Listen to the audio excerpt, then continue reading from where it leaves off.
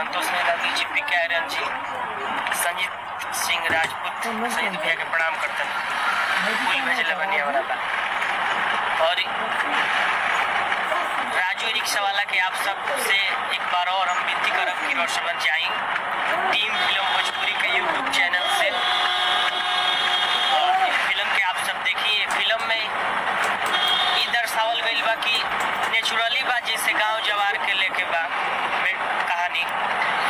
जब मैं पैदा हुआ था तो मेरी माँ मुझे दूसरे के घर में पैदा की और पापा कमाने वाले एक थे और पापा मेरे चना बेचते थे।